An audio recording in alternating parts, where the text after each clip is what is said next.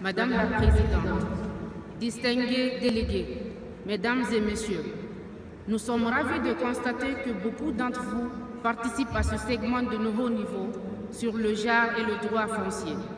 Les contributions formulées au cours de cette session ont démontré que beaucoup d'efforts doivent être consentis pour faciliter l'accès des femmes aux terres ainsi qu'au contrôle de leur propriété.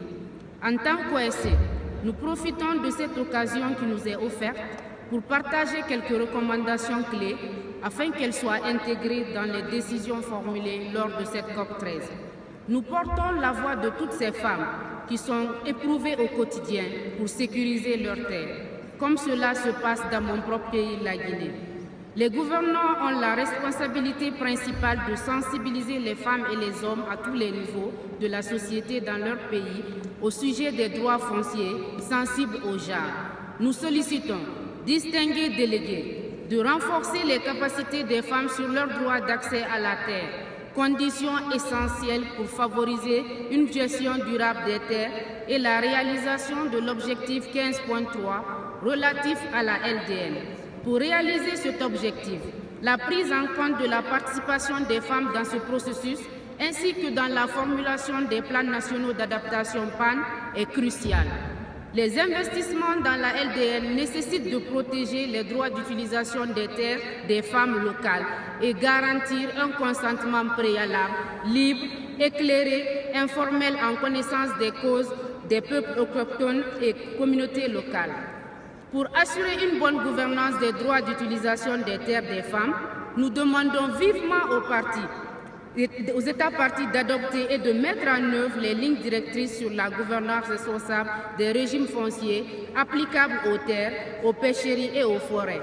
Nous encourageons la création de dialogues multi-acteurs dans les politiques et programmes gouvernementaux qui renforcent la sécurité des femmes.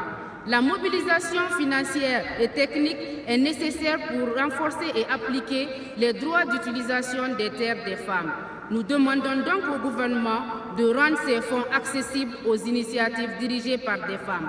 Distingués délégués, Mesdames et Messieurs, alors que nous sommes réunis ici dans cette salle, des millions de femmes sont en ce moment même en train de travailler laborieusement sur des terres dont elles n'ont pas la sécurité foncière.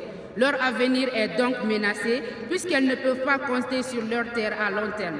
Nous vous exhortons une fois de plus à mettre les OSC dans le futur cadre stratégique de la Convention. En tant qu'OSC, délégués gouvernementaux, secrétariat de la Convention, universitaire, secteur privé, nous sommes réunis aujourd'hui pour améliorer les conditions de vie de ces femmes. D'abord et avant tout, en améliorant leur accès, leur propriété, leur contrôle et droit sur la terre. Raison pour laquelle les OSC présentes ici demandent une décision sur les droits fonciers des femmes, des peuples autochtones, des jeunes, des pastoralistes. Et bien sûr, cet objectif ne pourra se réaliser qu'avec une solide représentation des femmes au sein de la Convention. J'espère que ce cadre nous permettra d'aller au-delà des mots. Merci, Madame la Présidente.